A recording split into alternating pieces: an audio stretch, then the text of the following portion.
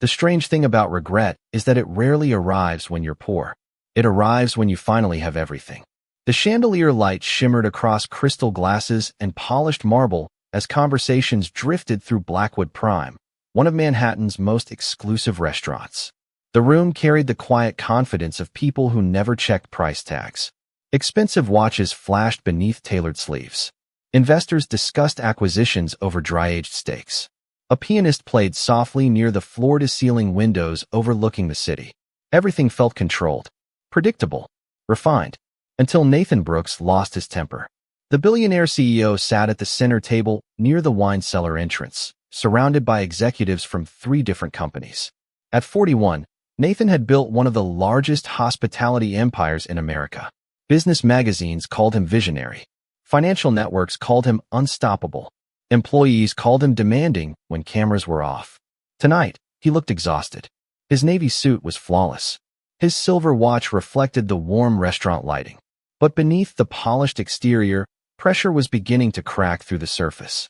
Earlier that afternoon, a merger worth hundreds of millions of dollars had collapsed during final negotiations. Weeks of preparation had vanished in less than 30 minutes. Since arriving at the restaurant, Nathan had answered nonstop phone calls, reviewed legal documents, and ignored most of the people seated around him. Every conversation seemed to remind him of the deal that slipped away. Every text message made his jaw tighten further. Across the dining room, Claire Bennett moved between tables carrying a tray of drinks with calm precision. She was 29 years old, blonde-haired, blue-eyed, and almost invisible to the people she served. Not because she lacked confidence. Quite the opposite. Claire had learned years ago that truly confident people rarely demanded attention. She worked quietly, spoke softly, listened carefully. Most customers remembered her kindness, but forgot her face. She preferred it that way. As she approached Nathan's table, she noticed something she had noticed every Thursday for nearly 6 months. The watch. Silver casing. Dark leather strap. Slight scratch near the crown. Every time she saw it, her expression changed for a fraction of a second before returning to neutral. Nobody else ever noticed. Not the managers. Not the guests. Not even Nathan. Claire placed a glass of sparkling water beside him. "Your water, sir." Nathan barely looked up. "I've been waiting 10 minutes. His voice was sharp enough to silence one of the conversations nearby. Claire checked the order screen in her handheld device. "The kitchen is finishing your entree now, Mr. Brooks." "That's not what I asked." Several heads turned. The executives at his table exchanged uncomfortable glances. Claire remained still. "I apologize for the delay." Nathan laughed once. A humorless sound. "Do you know how much time costs?" The pianist continued playing, but the atmosphere had shifted. People were beginning to listen. Claire folded her hands politely in front of her apron. "I understand your frustration, sir." "No." Nathan leaned back in his chair. "You really don't." His voice carried farther now. "People who spend their lives carrying plates don't understand what it takes to build something important." The words hung in the air. Conversation stopped. Forks paused halfway to plates. The restaurant seemed to shrink around the tension gathering at table 12. Claire didn't respond immediately. She simply looked at him. Calm, steady, almost thoughtful. Nathan mistook her silence for submission. Around them, dozens of strangers waited to see what would happen next. None of them knew that the watch on Nathan Brooks's wrist had once belonged to another man. None of them knew that the waitress standing before him had spent 6 months deciding whether she should ever say anything at all. And none of them knew that before the night was over, one sentence would force the most powerful man in the room to confront a past he thought he had left behind forever. Claire could feel every eye in the restaurant resting on her, but she had spent years learning how to stand inside uncomfortable silence without letting it control her. The dining room remained still. Nathan Brooks looked away first, reaching for his glass as if the conversation had already ended. To him, she was simply another employee in another restaurant. Someone whose face would disappear from memory before morning. That assumption had protected Claire for a very long time. She resumed her work without another word. A nearby couple thanked her as she refilled their water. An elderly man smiled when she brought fresh coffee to his table. Within minutes, the restaurant slowly returned to its normal rhythm. Glasses clinked. Conversations restarted. The pianist moved into another song. Yet something had changed. Several guests continued watching Claire from the corners of their eyes. Not because she had argued. Not because she had defended herself. Because she had not. Most people expected conflict when pride entered a room. They expected raised voices and dramatic exits. Claire had offered neither. She simply carried herself with the same quiet composure she had shown every Thursday night for months. Across the dining room, Nathan reviewed another email on his phone. The failed merger continued unraveling in real time. Investors wanted explanations. Board members wanted answers. Lawyers wanted signatures. Every notification felt heavier than the one before it. He rubbed his forehead and loosened his tie slightly. For the first time all evening, exhaustion outweighed anger. One of the executives seated beside him leaned closer. "You should take the weekend off." Nathan laughed softly. "The company does not stop because I am tired. Neither does life." Nathan glanced toward the window overlooking the city. Thousands of lights stretched across Manhattan like stars trapped beneath glass. Once upon a time, those lights had inspired him. They represented opportunity, possibility, a future he could barely imagine. Now they felt distant, almost cold. The executive lowered his voice. "You remember when you first started?" Nathan nodded absent-mindedly. "Of course. You were different." Nathan did not answer. The comment lingered longer than it should have. Different. He had heard that word more often lately. Different from the ambitious young man who once worked 18-hour shifts and thanked everyone who helped him along the way. Different from the dreamer who believed success meant creating opportunities for others. Somewhere between private jets, boardrooms, and billion-dollar deals, pieces of that version had become harder to find. Near the service station, Claire carefully arranged silverware for the next seating. Her manager approached carrying a stack of menus. "Are you okay?" he asked quietly. "I am fine." Most people would not be. Claire offered a small smile. Most people have not spent 6 months preparing for a conversation. The manager frowned. "What does that mean?" "Nothing." But it was not nothing.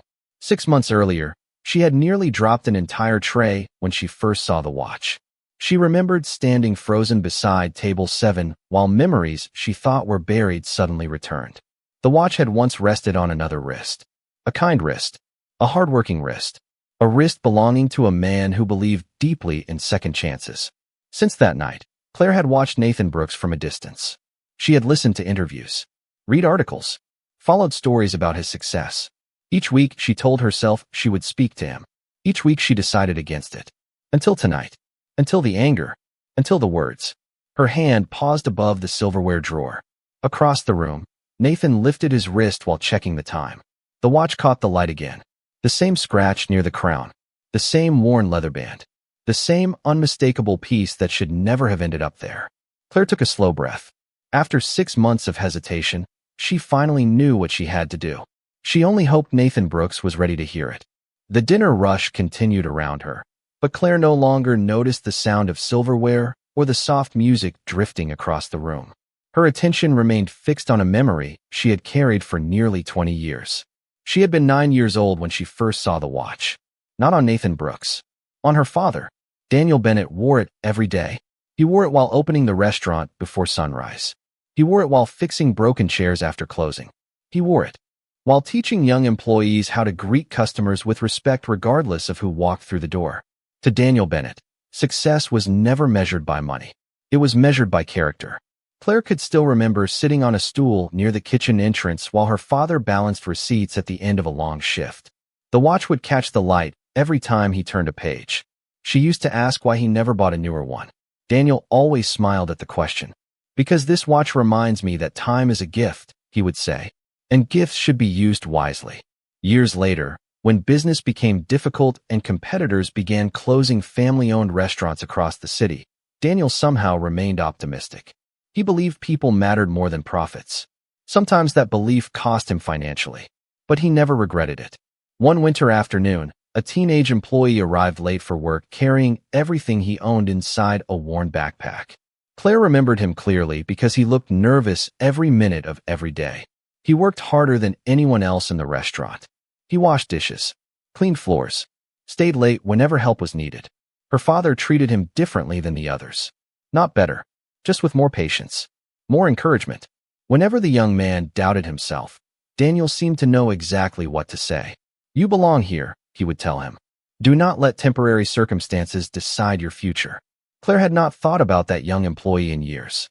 Not until 6 months ago when she saw Nathan Brooks walk into Blackwood Prime wearing the watch. At first she thought it was impossible. Then she noticed the scratch near the crown, the worn stitching on the strap, the tiny mark along the clasp that she accidentally caused as a child while playing with it. There could be no mistake. It was the same watch. The mystery was not whether it belonged to her father. The mystery was how it ended up on Nathan Brooks's wrist. Across the dining room, Nathan ended another phone call and slipped the device into his pocket. The conversation had clearly gone badly. His shoulders looked heavier than before. The executives around him exchanged uneasy glances. For the first time all evening, Nathan seemed less like a billionaire and more like a tired man carrying burdens nobody else could see. Claire watched quietly. The contrast unsettled her. The teenager her father once described had been humble, grateful, determined. The man sitting at table 12 seemed distant from that description. Yet she could not ignore what her father always believed. People changed. Sometimes for the worse. Sometimes for the better. Sometimes they simply became lost. Near the hostess stand, a framed photograph caught Claire's eye. It showed Blackwood Prime on opening night. Everyone in the picture was smiling. Everyone believed they knew where life was leading them. Claire understood better than most how wrong those assumptions could be. Her father passed away 3 years earlier after a brief illness. Before the end, he asked her for only one thing. Not money, not possessions, just a promise. If she ever found the young man he once helped, she was to give him a message. Claire had agreed, believing she would never have the opportunity. Then Nathan Brooks walked into her restaurant wearing a piece of the past. She slipped her hand into her apron pocket and touched a small folded note she had carried for months. Tonight, for the first time, she intended to deliver it. The opportunity arrived sooner than Claire expected. A server from another section called in sick, leaving the evening staff stretched thin as more guests filled the dining room. Orders moved quickly through the kitchen. Managers rushed between tables. The polished rhythm of the restaurant began showing small signs of strain. Under normal circumstances, most customers would never notice. Tonight, Nathan Brooks noticed everything. His frustration had not improved. Another email appeared on his phone. Then another. One executive quietly excused himself to take a call. Another began discussing contingency plans. The failed merger was no longer a temporary setback. It was becoming tomorrow morning's headline. Nathan stared at the screen, reading the same paragraph 3 times without absorbing a single word. His attention drifted toward the watch on his wrist. For a brief moment, he rubbed his thumb across the worn leather strap. It was a habit he rarely noticed. The watch had been with him for years. One of the few possessions he carried from the earliest chapter of his life. Most people assumed it was expensive. In truth, its value had nothing to do with money. It reminded him of where he came from, or at least where he thought he came from. A few minutes later, Claire approached with his entree. She set the plate down carefully. Everything looked perfect. The steak had been prepared exactly as ordered. The presentation matched the restaurant's standards. There was nothing wrong with it. Yet Nathan barely glanced at the meal. His eyes remained fixed on another message flashing across his screen. Claire hesitated. Not because of the food. Because she knew this might be the last chance. The folded note felt heavier in her apron pocket than it ever had before. Is there anything else I can get for you, sir? Nathan looked up, distracted. No. Claire nodded politely and turned away. Then one of the executives spoke. Nathan, maybe Daniel was right. The name stopped her instantly. She froze beside the table. Nathan frowned. Daniel, your old mentor. The restaurant owner you used to talk about. Silence followed. Nathan's expression hardened. That was a long time ago. Maybe. But he always told you not to let success change who you were. Nathan reached for his water glass. People remember stories differently when they get older. The executive did not argue. But the comment lingered. Claire remained perfectly still. Her heart raced. Mentor.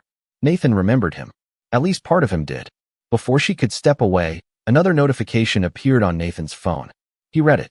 His jaw tightened. Then came another message. And another. The pressure finally spilled over. Nathan pushed his chair back slightly and muttered something under his breath. The executives exchanged worried looks. One attempted to redirect the conversation. It failed. Everything is falling apart because people do not know how to do their jobs anymore, Nathan said. His voice was louder now. Several nearby tables turned toward him.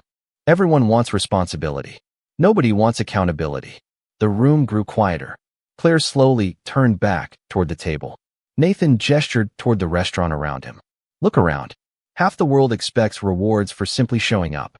A few uncomfortable laughs emerged from the executives. Most remained silent.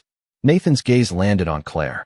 No offense, but people spend their entire lives serving tables and then wonder why they never get ahead. The words landed heavily. Nearby conversations stopped again. Glasses paused halfway to lips. Even the pianist seemed to soften his playing. Claire looked at Nathan for several seconds. Not angry, not embarrassed, simply sad. Because in that moment, she realized something important. The young man her father once believed in was still there somewhere. But he had become buried beneath years of success, pressure, and pride. Her fingers closed gently around the folded note in her pocket.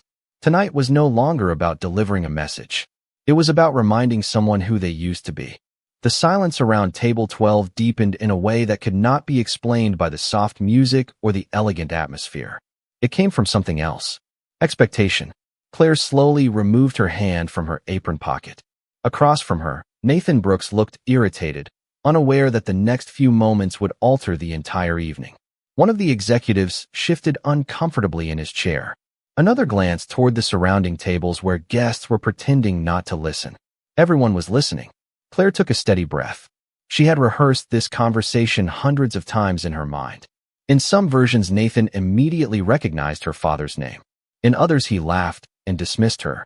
But reality rarely followed rehearsed scripts. Nathan reached for his water glass again. "Is there a problem?" he asked. His tone was not cruel, just impatient. The tone of a man accustomed to moving through obstacles instead of stopping to examine them. Claire looked at the watch on his wrist one more time. Then she met his eyes. "May I ask you something, Mr. Brooks?" The question surprised him. Waitresses usually apologized. They usually nodded and moved on. They did not ask personal questions. "Make it quick." Claire nodded. "Where did you get that watch?" Nathan instinctively looked down at his wrist. For the first time all evening, genuine confusion crossed his face. "Why?" "Because I recognize it." Nathan gave a short laugh. "It is just a watch." Claire shook her head gently. "No, sir. It is not." Something in her voice caused the executives at the table to stop moving entirely. Nathan studied her more carefully now. "You know something about this watch?" Claire hesitated. 20 years of memories crowded into a single moment. Her father teaching employees how to greet strangers. Her father staying late to help workers finish homework. Her father speaking about a young dishwasher with extraordinary determination. Her father making her promise something she never fully understood until now. "I do," she said quietly. Nathan leaned back in his chair. "Then explain." Claire's fingers closed around the folded note. "Not yet. First, he needed the truth. My father owned a small restaurant in Brooklyn." Nathan remained expressionless. Thousands of people own restaurants. This one employed a teenage dishwasher who arrived every day carrying a worn backpack and a dream bigger than his circumstances. Nathan froze. It lasted only a second, barely noticeable, but Claire saw it. So did the executive sitting closest to him. "What are you talking about?" Nathan asked. His voice had changed. Not softer, just less certain. Claire continued. "My father believed that young man would become successful one day. Everyone else saw an employee. He saw potential. The restaurant had become completely silent now. Even guests seated 20 feet away seemed afraid to interrupt whatever was unfolding. Nathan stared at her. The confidence that usually filled every room around him appeared to hesitate. "Who was your father?" Claire looked at him steadily. "Daniel Bennett." The name landed like a stone dropped into still water. Nathan's face changed immediately. The executives exchanged glances. One whispered something under his breath. Nathan did not hear it. He was no longer looking at them. He was no longer looking at the dining room. He was looking backward through time, toward a cramped kitchen, toward endless stacks of dishes, toward a man who refused to let him quit on himself. Claire saw recognition arrive. Not all at once. Slowly, like sunlight breaking through clouds. Nathan looked down at the watch again, then back at Claire. "Daniel Bennett," he repeated quietly. Claire nodded. "Yes." Nathan opened his mouth, but no words came out. For the first time since entering the restaurant, the billionaire who always had an answer seemed unable to find one. And then Claire finally spoke the sentence she had carried for 3 years. "My father asked me to return that watch to you when you became the man he always believed you would be. No one moved. No one spoke. The restaurant seemed suspended between one heartbeat and the next. Nathan Brooks stared at Claire as though the world around him had disappeared. The sentence echoed inside his mind with impossible clarity. My father asked me to return that watch to you when you became the man he always believed you would be. Nathan lowered his eyes to the watch resting on his wrist. Suddenly, he was no longer sitting inside one of Manhattan's finest restaurants. He was 17 years old again. Tired. Broke. Uncertain. He remembered cold mornings arriving before sunrise. He remembered scrubbing dishes until his hands ached. He remembered wondering whether his future would ever become larger than the neighborhood he grew up in. Most of all, he remembered Daniel Bennett. Daniel never treated him like a troubled kid. Never treated him like cheap labor. While others saw a dishwasher, Daniel saw possibility. When Nathan stayed late, Daniel stayed later. When Nathan doubted himself, Daniel challenged him to think bigger. And when Nathan talked about quitting school to work full-time, Daniel refused to let him. The memory arrived so vividly that Nathan could almost hear the man's voice. Temporary hardship is not a permanent identity, son. Daniel used to say those words often. At the time, Nathan barely understood them. Years later, they became the foundation of everything he built. Across the table, the executives watched, their billionaire leader in stunned silence. Most of them had never seen Nathan speechless.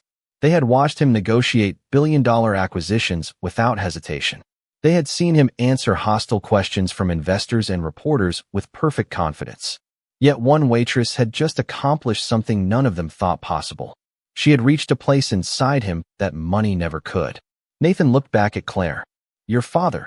His voice cracked slightly before he cleared his throat. Your father kept that watch. Claire nodded. For many years. Nathan frowned. I gave it to him. I know. The confusion deepened. Then why would he return it? Claire reached into her apron pocket and carefully unfolded the small note she had carried for months. The paper was worn along the edges from being handled so often. She held it gently, almost reverently, because he never believed it belonged to him. Nathan stared at the note. Something tightened in his chest. Claire continued softly. When you left Brooklyn, my father kept this. He said one day you would need it more than he would. She looked down at the paper before reading. If you are hearing this, then life has probably given you everything you once dreamed about. I hope it also gave you the wisdom to remember who you were before those dreams came true. Nathan closed his eyes. Around him, the restaurant remained silent. Even strangers felt the weight of the words. Claire continued reading. Success is a wonderful servant, but a terrible master. The moment it teaches you that some people matter less than others, it begins taking away the very thing that made you worthy of success in the first place. Nathan felt every sentence land with uncomfortable precision, because only minutes earlier he had done exactly that. He had measured another human being by her position instead of her character. The realization hurt more than any failed business deal. Claire folded the note carefully. There is more. Nathan opened his eyes. For the first time that evening, they looked different. Not powerful, not intimidating, just human. Claire offered a small, sad smile. But before I read the rest, there is something you deserve to know. Nathan waited. The entire room seemed to wait with him. Claire took a breath. My father never spent a single day disappointed in you. Nathan's expression broke. Because deep down, that had been his greatest fear all along. Claire lowered the note slightly and watched Nathan struggle with memories he had not visited in years. The billionaire who could command boardrooms and influence markets now looked like a young man standing at the edge of a difficult decision. The contrast was impossible to ignore. Wealth had changed almost everything around him. But in that moment, it could not protect him from the truth. Nathan swallowed hard. I was not there when he passed away. The admission came quietly, not as an excuse, as a regret. Claire nodded. I know. I should have been. His eyes drifted toward the city lights beyond the windows. I told myself I would visit. Every year I told myself I would visit. Nobody at the table interrupted. Nobody in the surrounding dining room made a sound. Claire had imagined anger many times over the years. She thought she might blame Nathan for disappearing after achieving success. She thought she might resent the fact that her father spent so much time believing in someone who eventually vanished from his life. But standing here now, she felt none of those things. She saw something far more painful. A man confronting the distance between who he had become and who he once intended to be. Nathan rubbed his forehead slowly. How long has it been? Claire knew what he meant. Almost 20 years since you worked for him. Nathan nodded once. 20 years. Long enough for dreams to come true. Long enough for promises to fade. Long enough for gratitude to become a memory instead of a practice. Claire unfolded the note again. There is one more part. Nathan looked up immediately. The executives around him leaned forward slightly. Even the guests at nearby tables seemed unable to look away. Claire read carefully. Nathan, if success finds you, do not spend your life proving how important you are. Spend it proving how valuable other people can become when someone believes in them. The world already has enough powerful people. It will always need more kind ones. Nathan closed his eyes. Daniel Bennett's voice seemed to fill the room. Not literally, but in the way certain people continue speaking long after they are gone. Claire continued, and if you ever feel lost, remember where you started. Not because your past should limit you, because it should keep you humble. A faint smile appeared on Nathan's face. Sad, grateful, heartbroken. That sounds exactly like him. Yes, Claire said softly. It does. Nathan stared at the watch again. Suddenly, another memory surfaced. One he had not thought about in years. The day he left Brooklyn. Daniel had handed him an envelope containing bus money and a recommendation letter. Nathan remembered trying to refuse. Daniel refused to accept the refusal. One day, Daniel had told him, help somebody else the way someone helped you. At the time, Nathan promised he would. Back then, he meant it completely. The realization hit him with uncomfortable force. Somewhere along the way, he stopped keeping that promise. Not intentionally. Life became busy. Success became addictive. Growth demanded sacrifice. Then another acquisition. Another company. Another goal. One by one, the things that once mattered most moved further down the list. Nathan looked around the restaurant. He noticed the employees moving quietly between tables. He noticed the busboy collecting empty glasses. The hostess greeting arriving guests. The servers balancing heavy trays while maintaining polite smiles. For years he had walked into places like this without truly seeing the people who made them function. Tonight he saw them, perhaps for the first time in a very long while. Then his eyes returned to Claire. There is something I do not understand. Claire waited. Nathan's voice became quieter. If your father thought so highly of me, why did he keep the watch instead of returning it immediately? Claire smiled gently. Because he believed everyone deserves time to become who they are meant to be. Nathan lowered his gaze. The answer struck deeper than any criticism ever could. Because he suddenly realized the watch had never been lost. It had been waiting. The realization settled over Nathan with a weight that no financial report had ever carried. For years, he believed the watch represented his past. Tonight, he understood it represented something far more important. It represented patience. Faith. A promise that had waited decades to be fulfilled. Claire stood quietly beside the table, allowing the silence to do what words no longer could. Around them, the restaurant remained unusually still. Some guests had returned to their conversations, but many continued watching from a respectful distance. They were witnessing something rare. Not a public embarrassment. Not a confrontation. A moment of truth. Nathan slowly removed the watch from his wrist. The leather strap felt familiar beneath his fingers. He turned it over and studied details he had stopped noticing years ago. The scratch near the crown. The worn edges. The small imperfections that only appeared after years of use. Suddenly, he remembered the day Daniel gave it back to him. It had happened shortly before he left Brooklyn. Nathan had been offered an internship in Manhattan. The opportunity terrified him. Everything about that world felt bigger than he was. Faster. Smarter. More sophisticated. Daniel had called him into the office after closing. No speeches. No dramatic advice. He simply handed him the watch and said, "Do not wear this to remember where you came from. Wear it to remember who you are." Nathan stared at the watch now, stunned by how completely he had forgotten those words. Somewhere between private meetings and luxury hotels, he had transformed the lesson into something else. A symbol of achievement instead of a reminder of character. Claire watched understanding spread across his face. She had seen that same expression before. Her father wore it whenever someone finally understood a lesson he had been teaching all along. Nathan placed the watch gently on the table. Then he stood. The movement surprised everyone. Executives looked up. Nearby diners paused again. Claire remained still. Nathan faced her directly. The confidence that normally defined him was gone. In its place stood honesty, raw and uncomfortable. "I owe you an apology." The words were simple, yet they seemed to carry more weight than any speech he had ever given. Claire said nothing.